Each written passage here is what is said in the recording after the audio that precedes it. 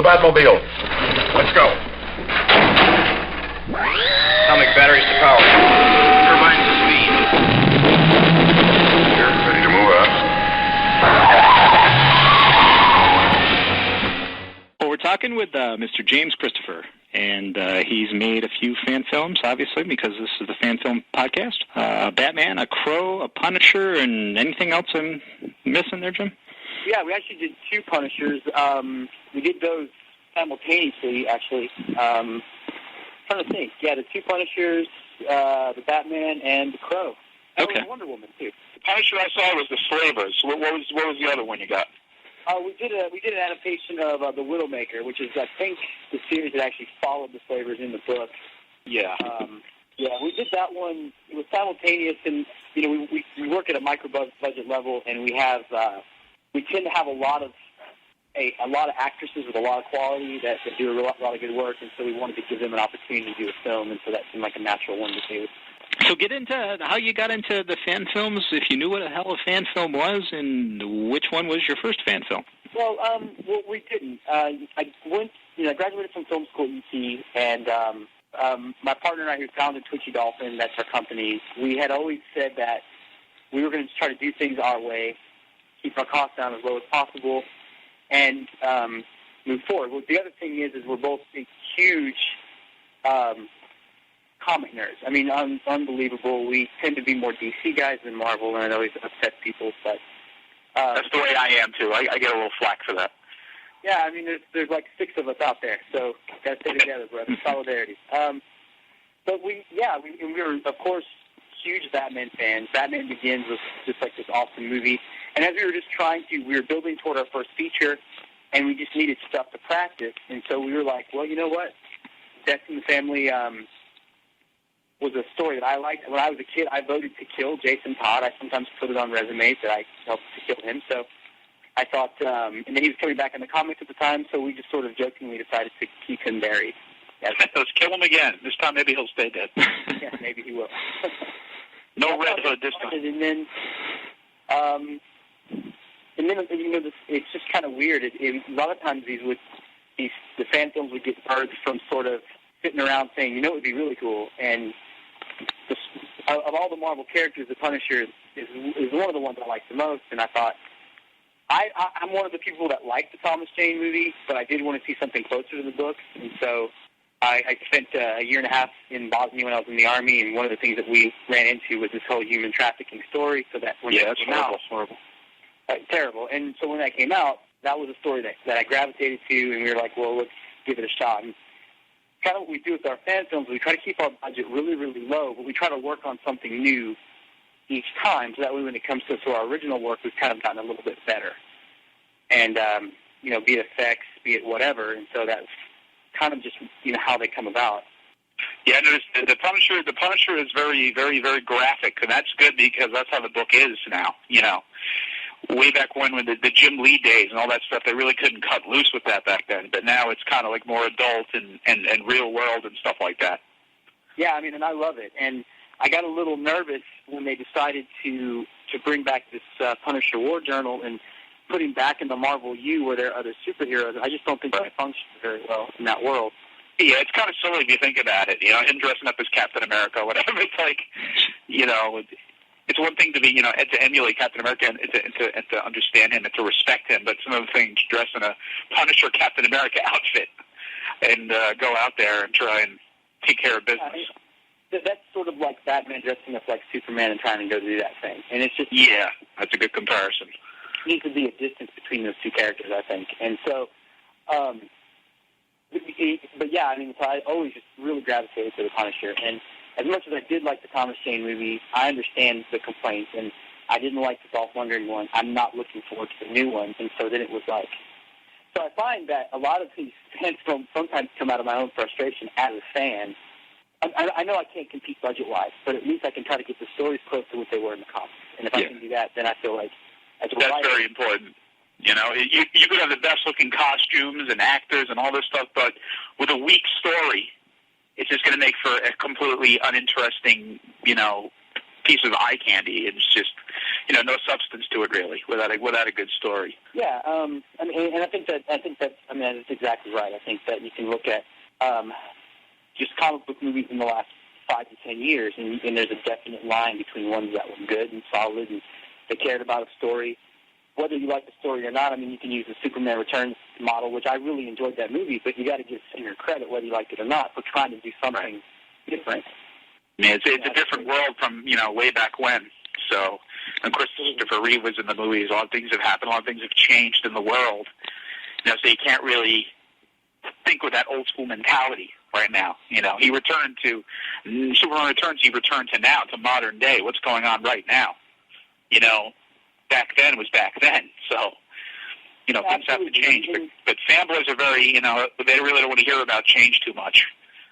No, they don't. And then, if they're confronted with change that they like, then all of a sudden that becomes the thing you're never supposed to change. It's weird, and I can understand it. I grew up, the Larry Hama G.I. Joe run was my favorite. Important to me. And you know what? And I've seen the pictures, and I can honestly say, as much as I hate fanboys that say this, I don't see myself going to that movie. In fact, I don't either. I don't either. And I'm a purist myself. So, my wife, who's part of our company, and she hates when I do that. I get fired up because she just knows that another $1,000 is going to go toward a fan film that she's going to be able to do. And they're all wearing black in that film. Yeah, they stole Snake Eyes' wardrobe. Yeah, and they all got the Batman armor on. Yeah, it's a little silly. What's up with that? They should. That's the good thing about the G.I. Joe cartoons, or the fun part of it, is each character is distinctive in themselves as well as their uniforms. And I'm sure they could have done that where it projects well on the screen. And it just, maybe, we haven't seen the film yet, maybe they did, and we just see the black uniforms to start with, and maybe they graduate to those uniforms. Who knows? Well, I don't know. I've heard a lot of rumors about that. I've heard that there was supposedly originally dialogue for Snake Eyes, and but I guess to me, part of the thing that's cool about that is the G.I. Joe, it was a reflection of what these guys in the military actually wore. And, and I feel like you could have done that. You could have still let everybody's sort of branch shine through, I guess. Right. So they're thinking about more like in common day military type thinking, where everyone's issued with the same uniform, you get the same weapons, and all that. What I mean is if you got a character like Torpedo, for example, he's a Navy SEAL. Well, let him be in a Navy SEAL outfit. Or if you've got a guy that's Marine Force Recon, well, his uniform's going to look a little different. And I'm saying let him represent the branch of the service that they're supposed to be from. Yeah, that's perfectly fine. You got a guy that's in the Air Force, put him in his jumpsuit and put on his harnesses or whatever, and, you're ready to go. And absolutely. That's just the way I feel about it. And so I was so fired up. We almost spurred that, we had sort of had this company decision of where do we go from here as far as fan films go. And as we sort of started getting into smaller festivals, we were like, well, we need to focus on the original stuff. And then I was just so fired up one night that we almost spurred the G.I. Joe fan film. Right. Probably would have had a divorce or something. Ironically enough, I'm actually writing a script for a G.I. Joe fan film. I have been for the last probably about 6 or 7 months or so. Oh, yeah? Yeah, I don't even know if I told you. Did I tell you this, Chris? No. Yeah, I've been working on a script myself. Yeah, so, I'm going to try and for guys like me and the guests, we're going to try and rep for the true fans, for the Larry Hama heads and the cartoon purists and the guys who collected the toys, but at the same time bring that kind of gritty modern edge to it. Right, and I think that, and I the script that we had put together, we had taken something where I just set up with the premise that, it was very much a post-9/11 world, and I had sort of put it to the point where the American people and Congress had sort of forgotten about this war on terrorism, and so the military had to figure out a different way to fight it. And that's how they fight it, was by giving birth to this team. There's ways to ground it in reality and still have fun. You can look at Batman Begins, The Dark Knight. That movie had a lot of the elements of the Batman cartoon, and at the same time, you walk out and you think that was one of the most amazing movies I'd ever seen, but also the guy Chris Nolan has the balls to be able to do that with the character, because it could have easily blown up in his face. Oh, definitely. The purists get it. Oh, he did that whole thing, and Ra's al Ghul was all wrong, and him getting this armor that he's wearing. What the hell's that all about? And the Batmobile looks like a tank. What's that all about? So you can get plenty of complaints. That's for sure. Absolutely. Well, let's get into Batman: Death in the Family. Okay. Yeah. So Slavers was first, right? Slavers and Widowmaker. Basically, the chronology is Batman was first, then the Crow, and then the two Punisher movies, and then later that summer was the Wonder Woman thing. Okay, I'll have to see that one. I was like, what the hell? Linda Carter and Roller? Do you know what I'm talking about? I haven't seen it, but now I want to. Oh, okay. I'll resend you what you sent me. Or look in your sent folder, one or the other. You did the Crow and the Punisher in black and white. Was there any reason just for feel? The Punisher wasn't... I don't think the Slavers wasn't straight black and white. What we did was we did mess with the color tones a lot. Okay. The Crow we did do black and white. And kind of what I'd done... I really loved the Brandon Lee movies.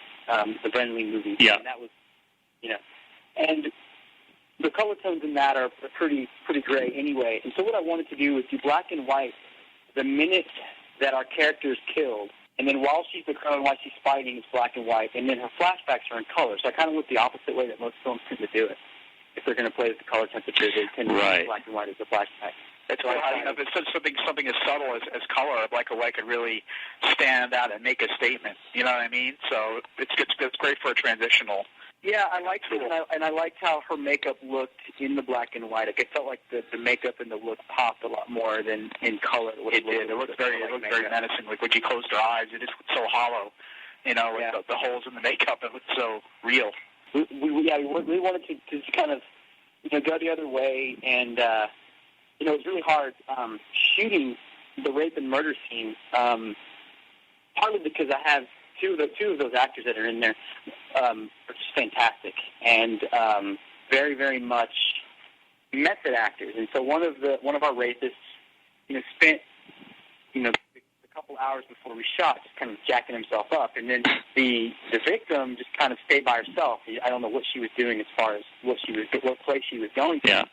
So then when it erupts, it's just like crazy how it goes, and to the point where some of the actors that were there that were newer actors and much more amateur, I guess, didn't want to do a take two. Gotcha, right. Of the scene. So it was just kind of one of those things. Yeah, and I think that for someone she was at times pretty uncomfortable with such a physical role, and if I could go back and redo some of the fight scenes, but I think for the most part she did a fantastic job playing the emotional side of that character, and I was really happy with that performance. Now, I noticed you keep a lot of, I know your whole team and such, so you keep a lot of the same actors that I see in each fan film. Uh-huh. To put it in perspective, the one that played the Crow, the female Crow in Blood Angel, which character did she play in Death in the Family? She was Harley in Death in the Family. Okay. Oh, and, yeah. She was Harley, and we do, and that actually extends to the other films that Twitchy Dolphin makes. She's an actress in New York now, and she was the lead in our first feature and did a couple other things. We do it. We shoot a lot of shorts, partly because we have a lot of actors that are trying to build their reel, and so if we can keep them working, then they're more willing to work for us. But also, it's in a lot of ways, it's just. I feel like I can do a lot better job of directing them if I've worked with them before, and so it really seems to work out. And the actress that played Wonder Woman, she's been in just about everything we've made, with the exception of those particular fan films. Like I said, she works out of LA and she flies back and forth, on her own dime to do the stuff. So. Yeah, we do. We tend to work with the same people over and over again, and we seem to build a pretty good relationship with. It's kind of like the Tim Burton and Johnny Depp thing. Where they're comfortable with each other. The guy that played the Punisher is actually on his way over now. He's got to do a little a costume test for an action movie we're working on now, but. He'd love to hear him compared to Johnny Depp. I probably won't tell him because it'll completely ruin my ability to work. It'll swell the head a little bit, probably. Yeah, I think it will. Now, Death in the had tons and tons of characters. Oh, definitely. Batgirl, Two-Face. I wrote some of them down. Robin, Joker. I'll miss some. At the end, you had Green Lantern and Supergirl. And and you know, and I don't know how that works. And sometimes, you know, you look at it and you think, okay. But then there was a point where Chris and I, like I said, you know, very, very much were big comic nerds. I mean, the Sinestro Cold War was maybe our favorite thing. And so we were just trying to see how many characters could we try to put up there. And you know, some of them were for narrative reasons. The decision to include Batgirl was definitely like a narrative story reason. And then the decision to have Two-Face. Well, I needed to have this scene where we show Robin is not listening to Batman. And I figured I could do a regular bank robbery, or I could throw another Batman in it. And so I actually like the angle you went with Two-Face with his look, because he's very much like the Christopher Nolan interpretation, where he doesn't have the split suit. You know, he's just got the one side of his face that was horribly burned and disfigured, and the rest of him is just okay.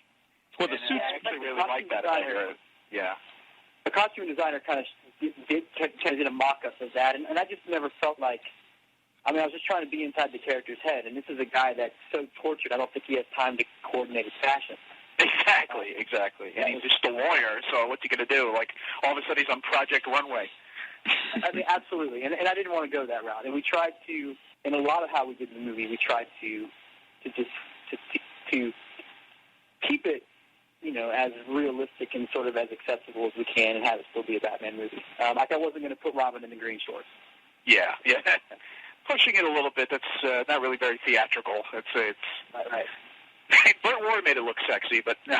and I don't have Burt Ward's calves, so I think you look at the I cams. love the character. You know, I love Robin, and I think he does. Oh, yeah. But, you know, he needs to have some kind of... Cover those legs, kid. Yeah, completely. Put on a wetsuit or something. Veil nod at the end, you know, that kind of thing. But yeah, they made that transition. You know, when they redid the costume and everything in the '90s. They took the shorts. They basically turned the shorts into long pants. They just kind of stretched the green shorts a little bit. And now he's wearing the red and black, which I think really works. Oh, I love that. But yeah, we had a lot of people in there, and you know, I guess, and maybe that was one of the things that we were just trying to decide, you know, because Batman exists in a very weird space in the DCU because he's very much by himself, but he's a part of things. And so maybe having, you know, members of the Justice League sort of show up for a funeral, maybe that does or doesn't work. But I don't know. We kind of thought it was neat. For a while, we had Captain America in there, but there was only so far my hypocrisy was run. Yeah, I saw at the end of the credits. Wow. You had so-and-so as Captain America, and I don't remember seeing him in the film. He wasn't in. We had just sort of, I mean, I'm a big Cap fan. For as much as I'm not a Marvel fan, I'm a big Captain America fan. And, you know, we threw it in, and it just didn't feel right, so we kind of edited that part out. Gotcha. He was doing the boom mic. Yep, actually he was. He got a grip for us, and we threw him in the suit. He was on the grip. Yeah, shot the whole thing. But he had Bucky as best boy Toots. Yes. Hey-o. I'd love to see a Winter Soldier film. I've always thought that would make an awesome fan film. Yeah, it would. And, you know, he's a character that, you know, when they brought back Jason Todd and how I felt like they were going to first bring him back, I thought, well, here's going to be the DC's Punisher. And it's worked sometimes and it hasn't. Exactly. And I was completely against bringing Bucky back until I read it, and then I was like, okay, I get this. Same as me. I was like, what? I heard the news, and I said, what?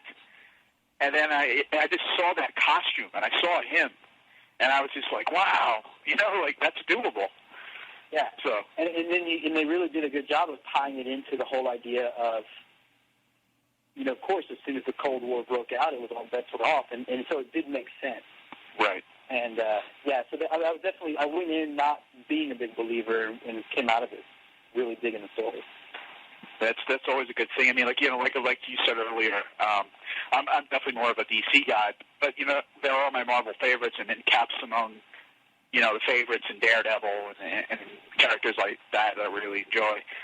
And the Marvel they really would tell you that Cap's just a DC character anyway. I mean, if you think about it, like you compare his Golden Age when he first came out in the Golden Age, you know, with the Golden Age characters of DC. I mean, and you know, the Golden Age characters of all the other companies, you know, Quality and Fawcett and all those companies. And I mean, they're really quite similar. I mean, they are, and he's the Boy Scout, and You know, and I don't see what's wrong. I mean, I guess my whole big argument is why I never gravitated as much to Marvel as DC is, you know, the big solid Marvel is, well, their characters with problems you can relate to them. And my whole thing is I have problems. Yeah, Right. Exactly. Well, don't you think? When I get back to the 20 minutes to read a comic, I'd rather read about a multiverse and Superboy Prime poking some dude's eyes out than I thought that was Black Adam. Oh, Chris would kill me. Anyway, Look at the fan films that are out now. I mean, 95% of them are DC. Let's talk about the superhero fan films. 95% of them are DC. That is true, yeah. And Very true. they tend to go around the Bat universe, and I guess, you know, on a low budget, I mean, quite frankly, He's doable. Hey. He's doable. Yeah. You know, Superman, I mean, I always, when somebody incorporates Superman to feel like you did with your Wonder Woman film, I always respect that because I'm like, hey, man, you got the big blue. He's got the X-ray vision. He's got the flying. How the hell are you going to do that? right. You know? And, you know, when there's always the point where when we get done with the fan film, what we have done with those is just as we just had a screening of all three of the movies, and we did a lot of fake trailers, too. We did a fake Crisis on Infinite Earths trailer. Oh, cool. We did all kinds of fake. We did a fake Green Lantern Corps because the big joke had always been we want Warner Brothers to notice us, and when they call us to do Green Lantern, we've got 6 movies ready to go. Already ready. But so when we get done and we just wrapped and we're, you know, we've got. I mean, Aaron looks fantastic as Wonder Woman, and then we've got the guy that played Batman in Death in the Family was back in it, and then you've got Superman. And so Chris was like, "You want to do one more?" That's my partner, and I said, "You know, if we can make Superman fly and have it look believable, and you can get me a Batmobile, we will talk." All right. Those things haven't happened yet, so I guess we're not doing it yet. But He's working on it. Hit up a car show, steal it, and come back. yeah, exactly. Get Where a do you- Batmobile. Where do you get all these hot chicks? It's just so valid. All these hot chicks that are in these movies here. You perv. I gotta ask it. I like my wife, you know. Except your wife. No, we're not going to talk about your wife. But the rest of them. Everybody else except your wife. I don't want to get beat up. She does all our graphic design work and stuff, and she'll come on set and she swears I direct in a very seductive tone to my actresses, and I try to tell her I'm not hitting on them. I'm just trying. Lies. To not. Hey, baby. All lies. Why don't you lay down there in front of the camera, shoulders? Oh yeah. Show a boob. It's all about the art, honey. Hang a titty. Nothing makes you more vulnerable, but yeah, I kind of get a hard time for that too. But yeah, there's some pretty ladies. Yeah. Well, kudos. What can I Pretty say? ladies with some nice gams out there. Nice broads. Absolutely. For some reason, women hate being called that. I'm always getting slapped for that. Oh, broads or chicks? No sense of humor. Broads. You broads. All right, where do you go from there? You excuse me. Yeah, how do we follow broads? I don't know. How do we follow that up? You just found that out right now. So I'm actually going to ask you, are there any plans for any further fan film works? Or You know, I don't know.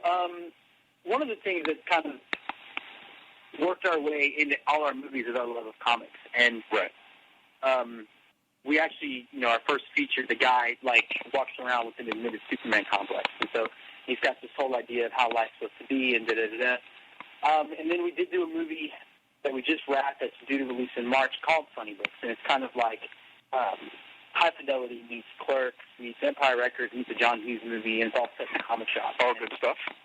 There's a lot of it's you know, it's a caper movie and it's a romantic comedy, but it's all centered on, you know, what we tried to do is make a movie for fanboys because there are a lot of stereotypes on what comic people are like, you know. Oh, absolutely. Oh, yeah. Not all of us live in the basement with Only when my wife kicks me out of the bedroom. And so, you know, so we definitely go to that well a lot, and there's always a lot of comic references.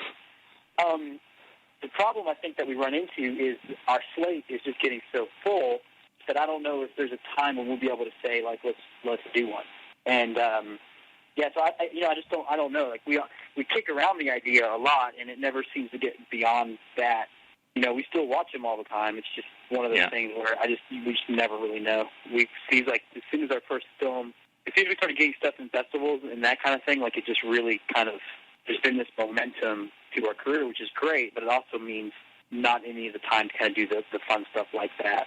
Well, that's the natural progression. I think Will can agree that most of the fan film makers that we talk to, you know, they have a great time doing them, but they have a progression in their careers, and they'd love to do them, but you know, they want the golden egg.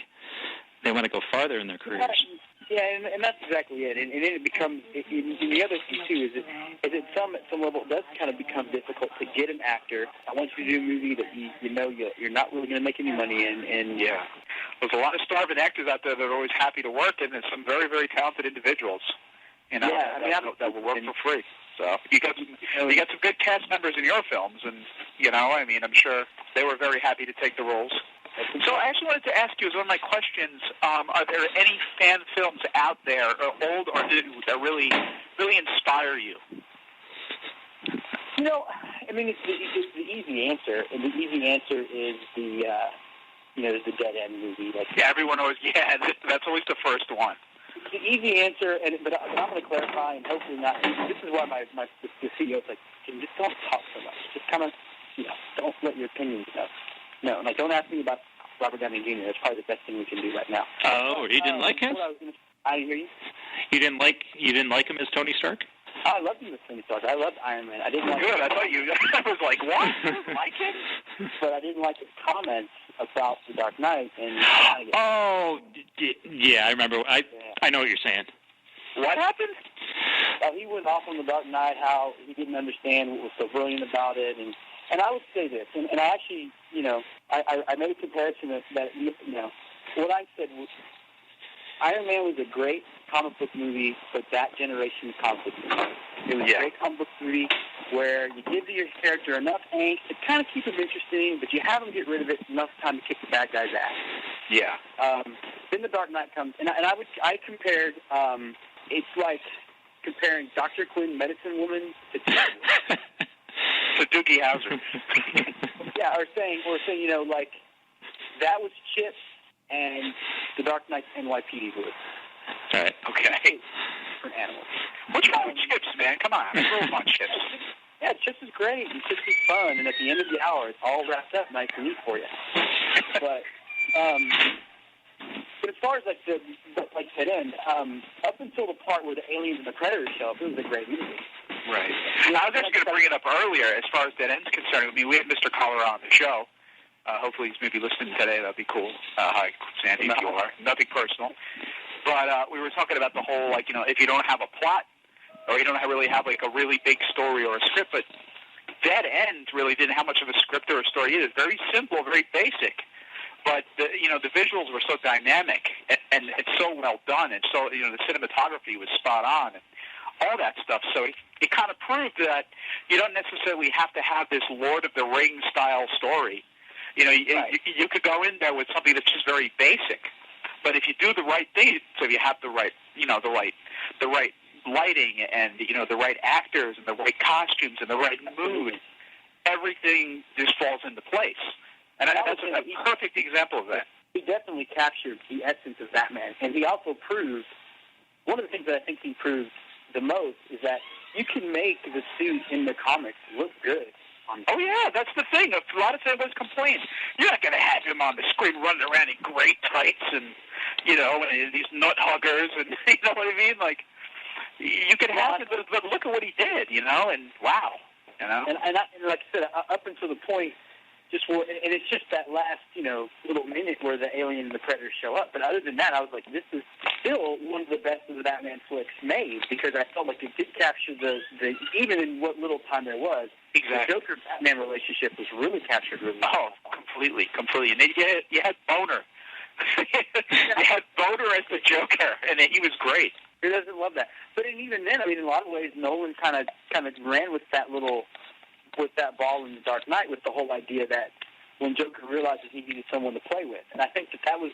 As a comic fan like me, you were like, wow, somebody finally introduced this. Finally. Exactly. And it was just, like when Heath Ledger died, and there were all those rumors about him going into because he went into the Joker's head and this and that. And then you had all these people that were like, well, it's just ridiculous. I mean, I saw Batman. I know what the Joker's like. And I'm like, but you haven't read some of the comics, and you don't know just how completely twisted. That's the thing. That's the thing. Yeah, everybody's thinking about Cesar Romero. Or everybody's thinking about the cartoon when he's like, shooting, giant, like jumping jacks. And he's shooting like a giant toy box into the sky that blows up, and it's all very theatrical. It all comes back to, especially where Death in the Family. I mean, he's beating Robin to death with a crowbar, and he's laughing. Yeah, I mean, there's nothing innocent and clowny, and it's just pure murder and pure just like insanity. There's nothing special about Even Nicholson's take, while more towards what I think people's perceptions are of the Joker, was still extremely homicidal and violent. Oh, it was great when he shot Jack Palance. He was just laughing the entire time he was doing it. So that whole scene is just like, wow. I mean, I can remember being in the theater when I saw the movie and just thinking, you got goosebumps like I did. I'm like 12 years old, and this is pretty much the most awesome thing I've ever seen. Yeah, exactly. So, and I think that's kind of where, why we decided to do the funny books and why we've taken the approach to the fan films that we've taken is it's almost as if I'm trying to defend the media, because as much as they've made successful movies, but unfortunately there's been some very bad successful movies. People aren't looking. You would hope that with the success of the movies, people would be going back to the comics and saying, well, let's look at what's going on here, and it just hadn't happened, and it's disappointing because I can think about just reading panels and being like out loud, being like, that's fucking awesome, and then making my wife read them, and she loves that, by the way, but she calls them soap operas for boys, and I guess there's some truth not far off. People dying, coming back to life, and people sleeping with each other. But yeah, I mean, I was thinking about how in Infinite Crisis when they killed Superboy in issue 6, and that was the most completely random death in comic book history. I was a huge fan of Connor Kent. I was quite pissed. I'm still kind of pissed. I mean, I was like, what the hell? Yeah. And so that's always been kind of our motivation because a buddy, my partner, the guy that owns the company, took the screenwriting class at UT, and all this guy did was trash Superman for the first day and a half of class. And, so, of course, Chris wears a Superman T-shirt to class the rest of the year, but it's just, I almost feel like there has to be a responsibility to kind of get people looking at the media and realize that it's a lot more worthwhile than I think is the assumption by people. That's what it is. People are expecting, people are like the wham, pow, bam, show up in a bright yellow suit and jump around and save the day. I mean, as times change, the comics change with them. That's what people have to understand. Well, fanboys are living in the Adam West era right now. Fanboys are not flexible. We're going into almost another depression. We're at war. It's almost meaningless. There's a lot of bad things going on right now, and if you look around at the DC, the Marvel universe, all the other companies, they're basically reflecting that. They really are. And one of the things that struck me, and it was like this direction that, if you'll remember, when 9/11 happened, I guess they had just canceled Captain America, and they brought it back a few months later. And what was a beautifully drawn and just completely timely and completely relevant 12-issue arc about Captain America not fighting supervillains, fighting terrorists. And I was just like, I loved that arc. And then, but I guess it didn't sell or whatever it was, and all of a sudden they got back to him fighting, the Red Skull or the Resurrected or whatever they're doing this month with Arnim Zola or whatever they're doing. But I know what you're saying. I remember when after 9/11 happened, and you had that Heroes book that came out with all the Marvel Universe characters, and you just saw Spider-Man on top of with all his powers and abilities. You just saw him on top of a building, and he was crying. And because one that struck me was the DC one where they had Superman and Krypto looking up at Spider-Man, and all he says is "Wow." Yeah, especially Superman. I mean, it's corny as it sounds. I don't know if you share my same feelings, but he's my favorite DC character. Absolutely. I love Superman. I love the mythos. Everything about it. There's so much to work with there. It's such a deep mythos, and you can really do a lot. So that's why I like him a lot. And then in Marvel, you got your Marvel characters, but it's always been, when you think about a superhero, who do you think about? It's usually the top 3 or 4: Batman, Spider-Man, Superman. Hulk. Wonder Woman. It's always like those characters. And Superman, even, of all of them, and it seems like everybody's ready to write him off, and it's been that way his whole entire career. Oh, definitely. For 70 years. But, I mean, he is part of American pop culture. It's beyond him being a comic book character. And, if you look at the Up in the Sky documentary they did right before Superman Returns came out, and they showed the firemen walking out of 9/11 with the S's they had drawn in the ashes. Right. Or maybe they hadn't drawn them, somebody else had. That tells you something, Watch National Lampoon's European Vacation when they do the American postcards at the end, and the second one they show is Christopher Reeve as Superman. I mean, that's right. Oh, I forgot about that. That's very my obscure film knowledge for the day. But yeah, I mean, he's a character. When we did auditions for Funny Books, we knew we weren't going to get all comic book fans. Right. And so what we ended up having to do is we get a comic book boot camp to get everybody up to speed, to be able to we're marketing at the convention. Read that Amazing Fantasy 15, mister. Come on. You want to be geek? On the audition questionnaire, who would you rather be, Superman or Batman, and why? And, this kid, who's a big comic nerd and a good friend of mine now, but walks in and said, not only do I say Superman, but I don't trust anyone who says Batman.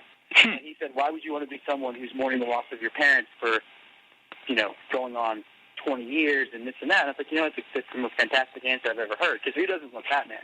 But that's a go-to type, I would say. Yeah, I mean, absolutely. And, I was thinking about The Dark Knight, because, of course, everybody, the rumors, with Two-Face alive and what's happening, and I almost feel like there's a natural build-up for what's going on in the way they constructed The Dark Knight and they constructed Batman 2 as Superman-Batman movie. Because if you go back to Batman Begins and Batman says, I want to be a symbol that people can be for good, and he realizes it doesn't work. And that's not his job. That's Superman's job. Superman is a symbol. His job is to get down and dirty and fight where it needs to be fought. And so, I don't know, it's just interesting because they really are, those characters work so well together as flip sides of the same coin. That's very true. That's why, you have World's Finest is great. It's black and white. It's, Mr., grim and gritty and take care of business, and Mr., Super Boy Scout who goes by the book, yet he does the job. He goes to show you that you can be a good guy and still get things done. Absolutely. And you don't have to be the Punisher, so. Well, yeah. And I really liked when they brought that Superman Batman comic out a couple of years ago, and Jeff Loeb did the first whatever you think of Jeff Loeb. Fantastic! I'm a big Smallville fan, and he's Yeah, and I really liked the way he would write the inner monologues of both characters and how they saw the same situation differently. And I thought that was so well written. Oh, it was great, and the red and the blue boxes. Absolutely. Yeah, see, there you go, subtle, very subtle, but effective, like black and white, very subtle. Absolutely, and it's one of the things I just don't understand is I don't see how DC has let themselves fall so far behind Marvel because, pound for pound, character for character, I've got to feel like DC has more characters that are more suited for mass popular consumption than, say, the Marvel universe does. Yeah, it's the captain behind the ship. They need someone that knows what the hell they're doing, basically, and they don't have one yet. I mean, thank God Avi Arad is gone, because that guy... Yeah, he's annoying. He's still involved, and he's still annoying. And he barely speaks freaking English. And he has nothing to do with that. Well, if we go back to the past of the Punisher, I just read the graphic novel yesterday, so I think I know everything about it. I don't think he knows anything. He's no dick. What killed me was when as much as I am not a Fantastic Four fan, never have been. But the fact that the Fantastic car had a Dodge Hemi in it, and I was just like, are you kidding me? who thought that was a good idea? Till Stan was on the set, he should have did something. I'm going to do something here, my true believers. I'm going to take that Hemi out of there. I liked it. That's a great impression. Yeah. Doing Stan for years, I tell you. Fantastic. Yes. Grew up on the old Spider-Man cartoons when he did the dialogue and introduced the cartoon. I miss that. Yeah. I really miss Stan in the Marvel Universe. I do. It's kind of sad that he's kind of just gone now. It's, I mean, I think, don't get me wrong. I think that Quesada's doing a fantastic job at Marvel right now. But the old days of Stan, I grew up on Stan Marvel. And it's not the same anymore. But, like I said earlier, we got to change with the times. And Stan is commonly known, I don't know if you know this, but he's commonly known as the corniest man in comics. He's created some of the most iconic characters in the history of comics. It's, at the same time, he's so he's so square. He's just not really like, I'm going to have, Captain America roll around in a Kevlar chainmail suit, which he should, because he doesn't want to get killed. I just want to have him looking spectacular in red, white, and blue, and looking like the flag in America. And all that I think as you get to a certain age, you stop, and that's it. Yeah. That's your idolism through the rest of your life. That's what it is. He's just like, I want to make money. Fuck all this stripperello. Right? What's wrong with that? Right. I'm 80 years old. I'm going to make millions. Excelsior, fuck y'all. We're going to make money with jokes. That's how we're going to make the next money. I tuned in, so, it worked. I did, too. I had a good cheap laugh at it, and I kind of respected Stan for it. I was like, going from all this goody two-shoes, good guys, to, cheap laugh with cleavage and a nice ass. It's kind of a big transition. It's Pam, and it's for all her herpes, A through Z, who doesn't love a little Pam? Hey-o! Ba-dum-bum. We need a rim shot for that one, Chris. You got to add that in. We need a Max Weinberg for that one.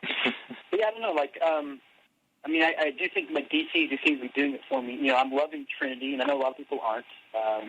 Loving Final Crisis. Still not sure what to make of Batman R.I.P. I thought that was. I first heard about that. I was like, "What are you doing?" I was like, "Please don't kill off another icon, and then have him come back from the dead." Yeah. It's done to death, literally. Are they going to kill Batman? Is that what you're talking about? If they're planning on it, that's what I read recently. They're going to kill Batman again. That's a joke. Get out of here. The thing is called Batman R.I.P., but it's not really shaping up to be, Superman Doomsday. It's not shaping up to be that. I'm not sure what it's shaping up to be, because, like I said, it's a little, I have to read it and then go ask someone to explain it to me, because it's, Grant Morrison is kind of that real off-the-wall, bizarre writer, and, I would trust anything he puts out, really, because, he's fantastic. Yeah, and he's doing Final Crisis, which has me enthralled. I've been like, you're going to kill all the superheroes, and you're going to have the supervillains as the main characters. It's a really refreshing change of pace, Well, and it is. Go ahead, I'm sorry. Well, I was just going to say, one of the things that kind of is always, obviously, like, both Marvel and DC, they can't get too far away, although I would argue DC has. They really can't get too far away from what the status quo is of their characters. Right. And that's good business. But I've always felt like, it seems to me like when I read a story from the Marvel U a lot of the time, it's almost as if they're already hedging their bet as they're writing the story. Like, I can already see the out to how they're going to undo this. And it's to me, it just sometimes it feels like, then it makes the stunt, which we all know is a stunt, it makes the stunt feel like a stunt as opposed to like something I can really get into and just really kind of enjoy. I think Marvel really, really, to be quite honest, I think, not to trash talk Marvel, but I'm just saying, as compared to DC, I think they just kind of go with what's safe, and they don't really tend to, branch out, kind of. I agree with that, too, and that also might come from being number one. When you're number two, you can roll the dice a lot more. Yeah, exactly. You could be like, well, I got to get with the big boys, so I got to do something. Yeah, and what are the big boys doing, so. And that might have a lot to do with it, and when it comes down to it, it is a business, and I don't know. Obviously, I like a lot of the Marvel characters. Like, who doesn't like, Daredevil? And I'm a guy that that even didn't mind the movie if you watched the director's cut and not. That's the thing. Yeah, I like the movie. I know Chris was talking about it was just about the Kingpin on one show. Michael, Clark Duncan, who's a black man, he plays the Kingpin, and a lot of people had beef with that. Why do you care? Why do you care what his skin color is? It doesn't matter. He did an awesome job, and he was a different interpretation. That's the thing. People think you got to be white. You got to wear purple fucking pants and a white coat. That's not going to look good. People have to realize that. I'm telling you, they had that rap song playing whenever they did the scene from the high-wise, and it's the line where they're like, somebody talk. And his line is, somebody always does. And you're just like, that guy's a badass. He puts the stogie in his mouth and he's just chilling with the cane. That's the fucking Kingpin. It doesn't matter what color he is. He could be fucking green. As long as he does the job. And then Warner Brothers, of course, with Batman Forever, goes and changes his race. Like, I thought Daisy Williams... Good Lord Almighty, that movie. I don't know. We have so many jokes about that movie we made on this show. Starting from, like, day one, we've had, stay cool, boy. I use Batman and Robin and Batman Forever as coaches. Yeah, Batman Forever, I mean, not as bad, obviously. Anything's better than fucking Batman and Robin. Police Academy 4 is better than Batman and Robin. You know. A buddy of mine was like, hey, did you hear Anthony Hopkins was supposed to play, Mr. Freeze? And I tell him, look, casting Schwarzenegger was not the problem. There's a line where he says, it's the Batman Express card. Don't leave the cave without it. Olivia. I forgot about that. Oh, my God. It was Joel Schumacher. All the way. Who do we interview, Will? Back to 1964, or whenever the Adam West show came out. Who did we interview? Oh, my God, that was corny. Who said he worked on the set of either Batman and Robin or Batman Forever. I think it was Batman. That was Mr. Gagliardi from Iron Fist. And he told us how eccentric, maybe the politically correct word is, that Joel Schumacher is, meaning gay. You were trying to kind of get to the whole Schumacher take on Batman, where you see, like, the blatant ass shots of the bat armor. Yeah. The suit. Yeah. And all that, and I said to him, is he a homosexual man? I'm a sensitive guy. I'm not, was anything wrong with that? And he was just like, oh yeah, he's flaming. Hello, totally San Francisco. I was like, whoa, let's take it easy there with the comments. I was trying to tread lightly, and he just dropped a shit bomb on me. He's gay, the day is long. But yeah, exactly. Oh, man, but it was pretty funny. And I don't know, and from what I'd heard and what I'd read is that Batman Returns wasn't received that well, and so everybody's like, we need to run to a lighter movie. And I think, making Robin a teenager, you completely destroy the entire essence of what that character is and what that character can mean to Batman. So it was just... Plus, there was no plot. It was just like one big setup after one big setup. Yeah, it just was. Yeah, it was very, like you were saying earlier. It was kind of very similar to the '60s show. It was all just right, colors and one-liners and big zam pow and zap and give it to the bad guy on the jaw. And, just pure. I don't know. Exploitation almost. Like superhero exploitation, if there is such a thing. There ought to be like a government fund for that or something. Yeah. Come on, guys. What do you got? McCain and Obama. Come on. We got to get on a superhero exploitation. What about the economy? How are you going to solve this? Fuck all that. Facing our nation. Our superheroes are being raped on celluloid, I tell you. He's going to fix it. He just doesn't know how. We need it bigger and better. Like, well, my friends, just doesn't know how. Yeah, 8 years ago we heard about obscure statements of hope and change. Yeah, I agree with you. I got 3 words for you. I got 3 words for both of you. Stan Lee is president. That's all I got to say. Excelsior. Stand in the Oval Office. Enough said. Oh, folks. True believers. How great would that be? Stan the man as the president. The Iraq War is over. I've sent the ultimates to take care of it. We're going to send mutants over to Iraq. Take care of them. Wolverine will troll the mountains of Afghanistan. Looking for Osama. The funny thing is, like, I hear story after story, and I read articles that ever since Vietnam, ever since the golden era, ever since the 40s, soldiers have been huge comic book fans. Oh yeah, I was deployed. I was in the Army for 7 years, and and after about 2 years, I became a sergeant, made NCO, and got my own office, and of course my office had my stuff in it. Right. And so I get a soldier drunk on duty or whatever. He had to come see me, and he'd walk in, and I know for a second he thought he had a light, like, oh, this guy's a big kid. Like, how bad could it be?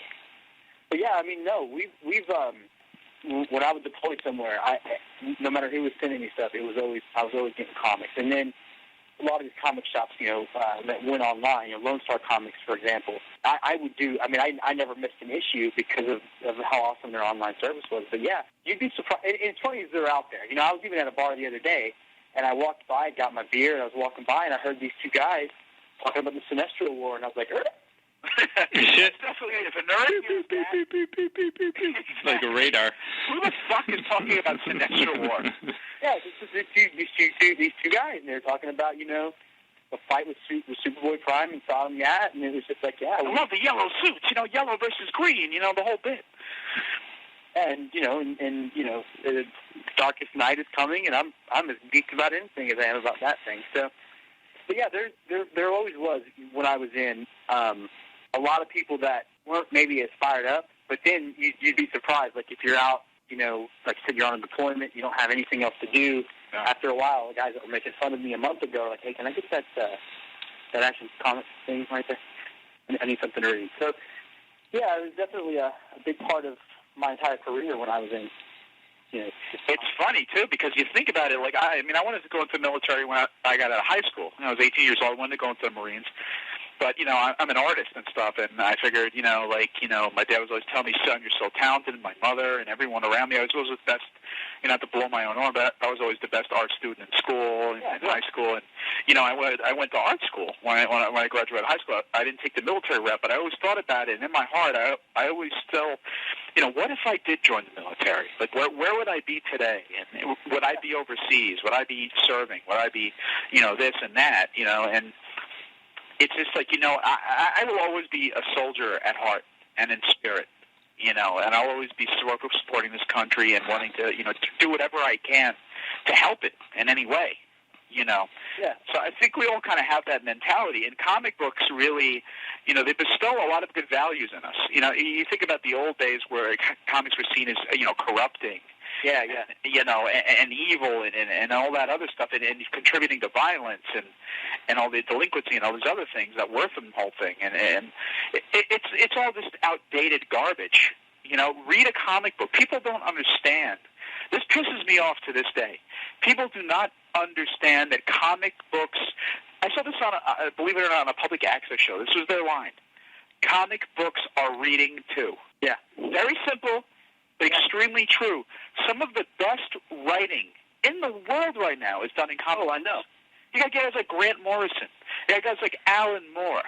Guys like that, Jeff Loeb, who are just writing spectacular stories that are worthy of 10, 20 fucking movies each. Yeah, read like Garth Ennis, guys like that. You're not, yeah. Why isn't Garth Ennis writing movies right now? The guy's brilliant. Right. Just look what he can do with superheroes. Look at that new, unique spin he could take. I don't know if you ever read The Boys. It's a great book. I've not. I've got the trade stacked. It's on my nightstand. But, you're right. Superman for all seasons. That's what I was thinking of. Fantastic shit. Yeah. Give Garth Ennis some money. Give him the ability to do a film. Look how he blows your mind. That's all I got to say. Because it will happen. They'll be like, this guy's the next Tarantino. I bet Tarantino is a huge Garth Ennis fan. So that tells you something. Yeah, and that's that's kind of what I've been saying. You as a filmmaker, you have that mentality. You like The Punisher. You like all these DC characters. So you go out and in your films kind of do have those values in them. So it goes to show that comic books are very, very, very influential. They are. And you can talk about, you're speaking, of course, about the Seduction of the Innocent book that moron wrote during McCarthyism and all that stuff. Right, yeah. Go read. There are values, even in some of the most, like for example, if you read a Punisher book, obviously the Punisher is doing stuff that no one in their right mind should do. But you can look beyond that and you can look at the psychosis of that and say, this is a guy that's so tortured, or you can, then the obvious choice is to read a Superman book and say, who would not want to be that person? Right. And you think about it, you have powers like Superman. Think about all the horrific things you could do with power like that. You could be, you say Superman, it kind of sounds kind of funny, but what if Superman was a racist? Think about what he would do. That was like Hitler. Hitler was a superpower. He had a tremendous army, and look what he did. Look what he did to people. It's kind of the same deal. I don't want to compare the two. Obviously, I'm a Superman fan, I would compare him to Hitler, but Hitler had a lot of power. I mean, as kind of an ironic twist, Hitler called Superman the Super Jew. That's a known fact. Absolutely, yeah, absolutely. So, that's the whole point, though. If you look at a Superman book, he has all the power in the world, but he uses it the right way.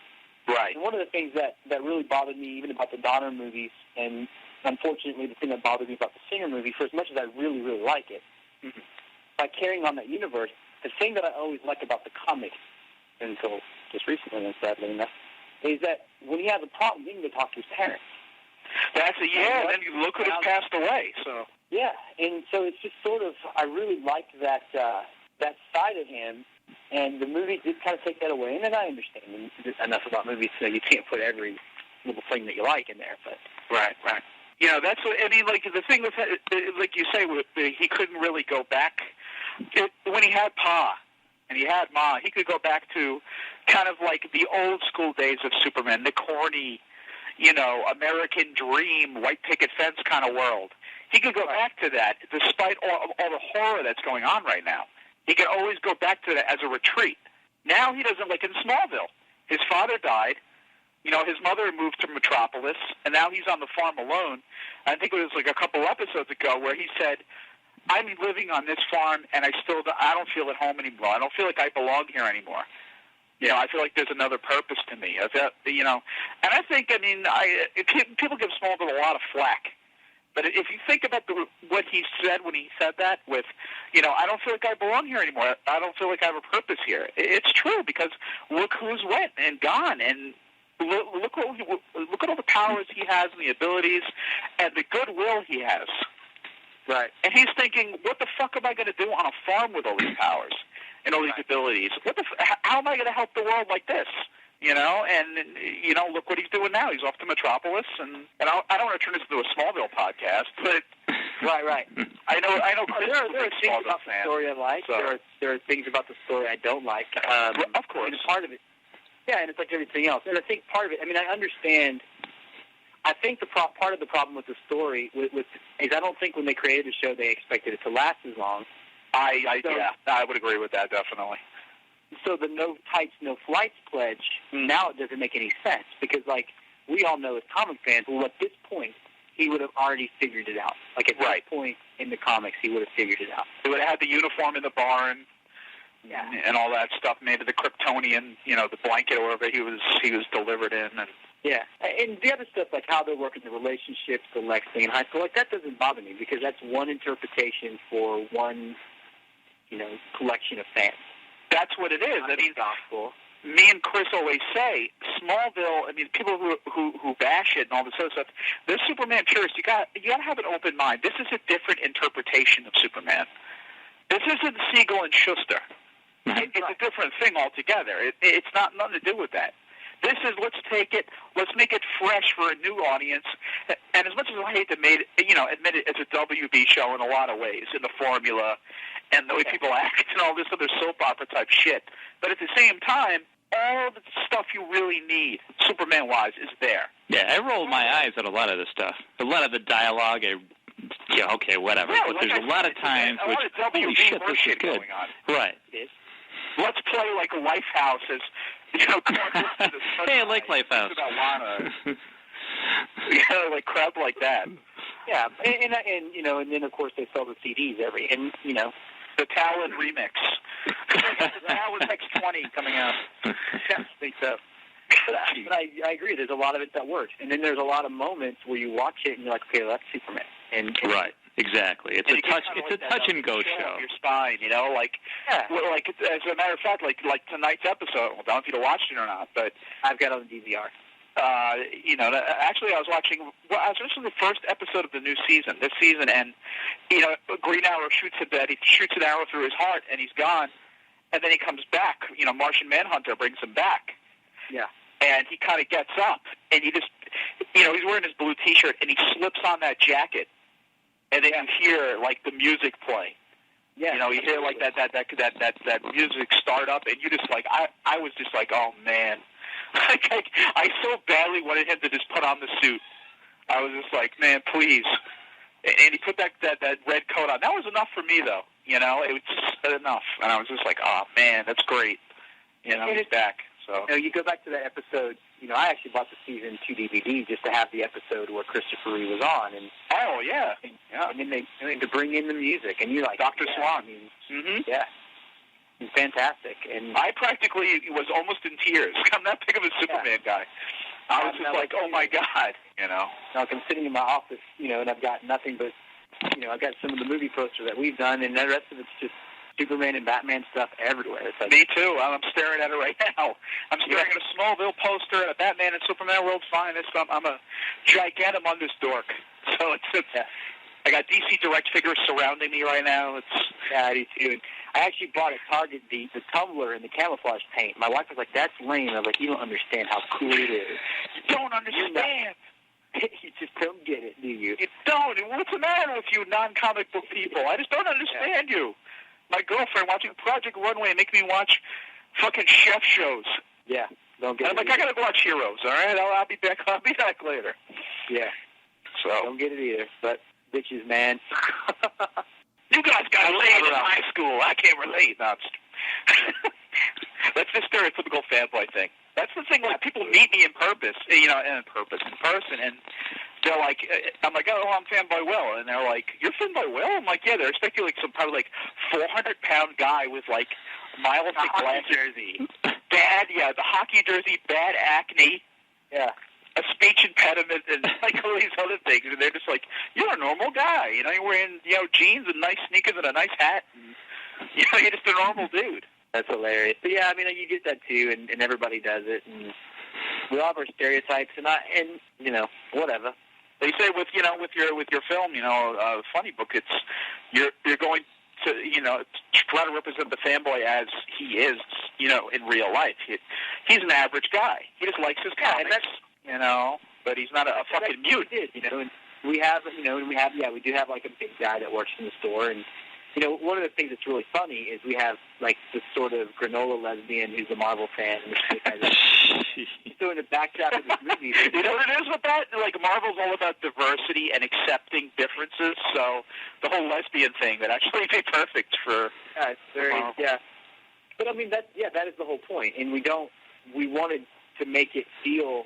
We knew, like, we were at this possibility with this movie because we're trying to market it in two ways. Like, we're going to still do the independent theater thing and then the festival thing, but we're going to take it to cons. And we feel like if people see the preview and then they talk to us and they know that we think that we feel the same way they do and that we're representing them, then we'll feel like we'll be successful.